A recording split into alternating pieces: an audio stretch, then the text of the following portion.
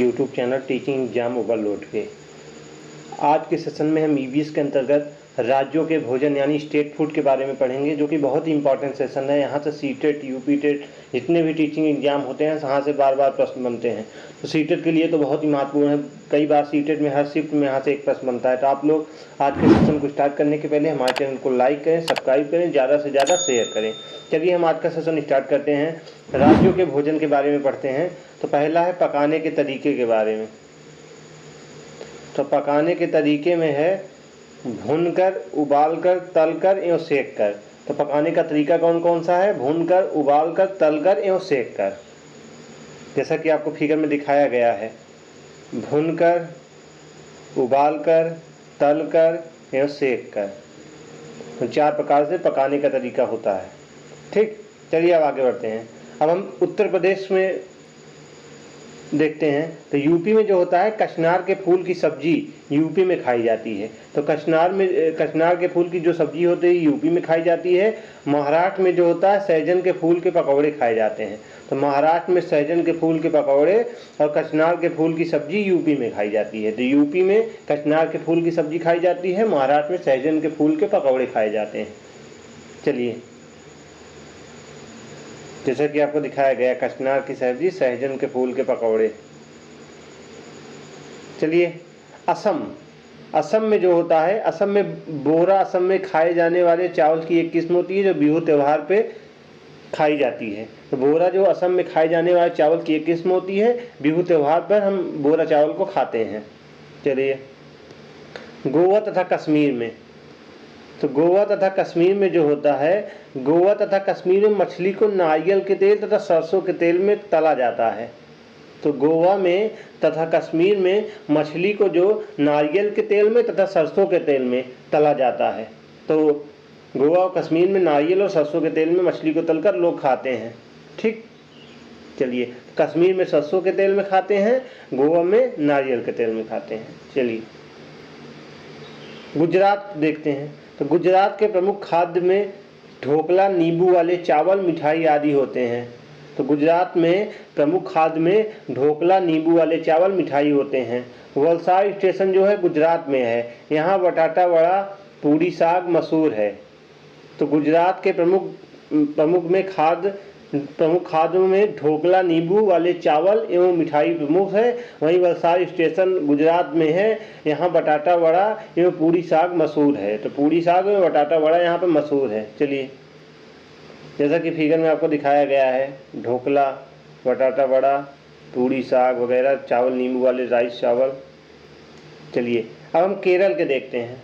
तो केरल में जो है नारियल के पेड़ होते हैं और चावल की खेती होती है। तो केरल में नारियल के पेड़ होते हैं, चावल की खेती होती है।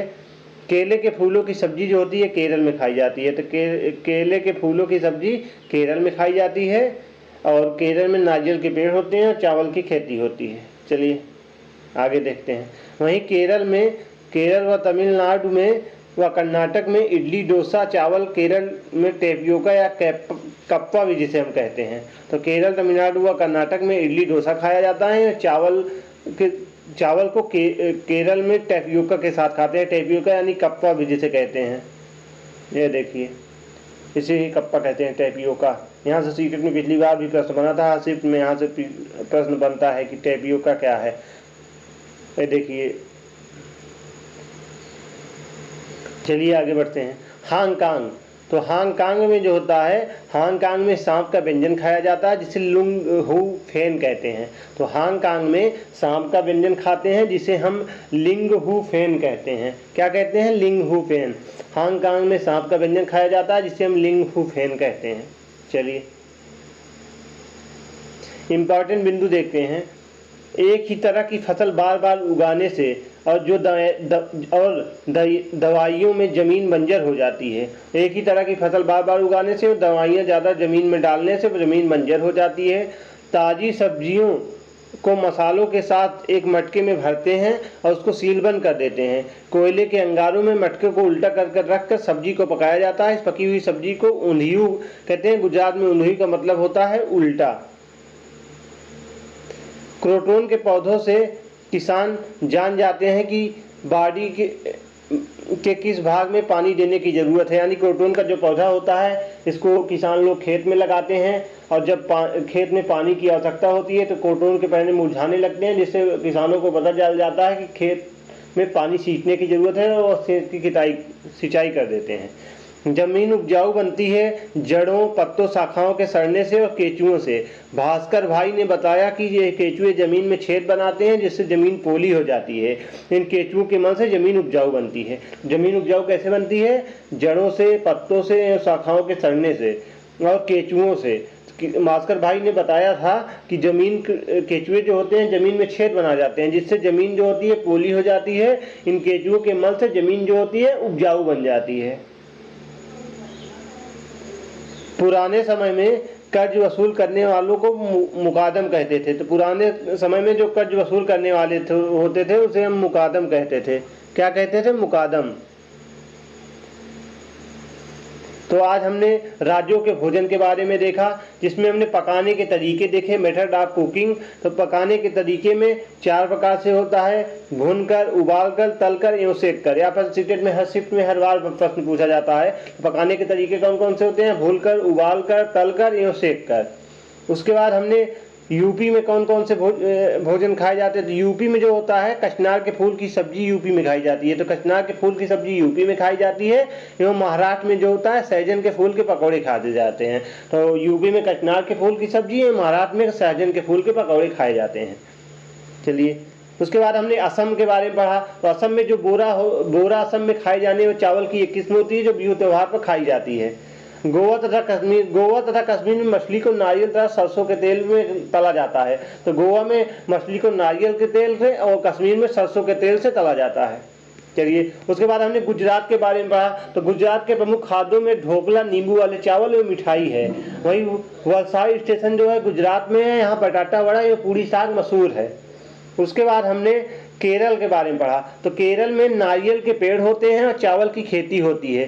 केरल में नारियल के पेड़ होते हैं, चावल की खेती होती है। केले के फूलों की सब्जी केरल में खाई जाती है। तो केरल में जो होता है नारियल के पेड़ ज़्यादा होते हैं और वहाँ चावल की खेती ज़्यादा की जाती है, इसलिए वहाँ पे केलों के फूलों की सब्जी भी खाई जाती है।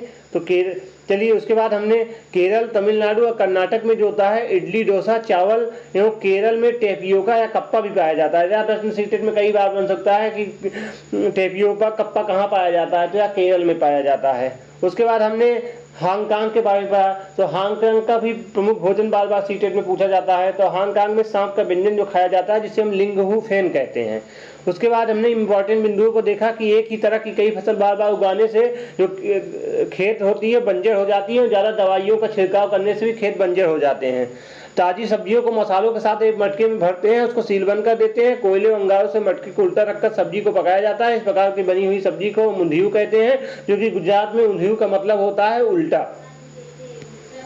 क्रोटोन के पौधों से किसान जान जाते हैं कि बाड़ी के किस भाग में पानी देने की जरूरत होती है। तो जब खेत में किसान लोग क्रोटोन का पौधा लगाते हैं, जिससे जब क्रोटोन का पौधा मुरझाने लगता है तो किसान लोग समझ जाते हैं कि खेत पानी मांग रहा है और खेत को सिंचाई करते हैं।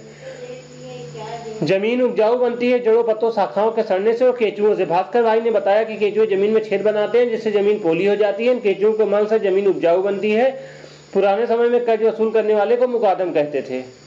अब हम यहाँ से प्रश्न देखते हैं। निम्नलिखित समूहों में से उस समूह को चुनिए जिसमें खाना पकाने के तरीके एवं ढंग दिए गए हैं। विकल्प: तलकर, भिगोकर, भूनकर, सेक कर, तलकर, भूनकर, उबालकर, गूंदकर, भूनकर या सेक कर, उबालकर या बेलकर। बताइए इसका सही विकल्प क्या होगा?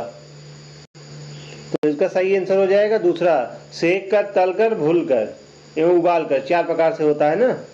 चलिए, अगला प्रश्न देखते हैं।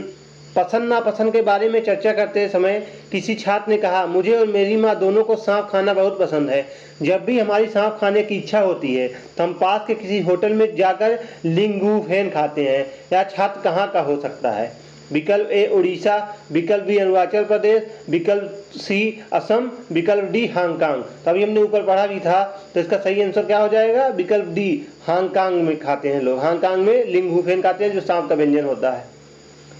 चलिए, यदि आप रेलगाड़ी द्वारा अहमदाबाद गुजरात जाएं तो आपको रेलवे स्टेशन पर अधिकतर बेचने वाले खाने में कौन कौन सी चीज़ देखने को मिलेगी? छोले भटूरे और लस्सी, पूरी साग तथा ठंडा दूध, ढोकला, चटनी, नींबू वाले चावल। अभी हमने उसको ऊपर पढ़ा था, गुजरात में ढोकला, चटनी और नींबू वाले चावल खाए जाते हैं।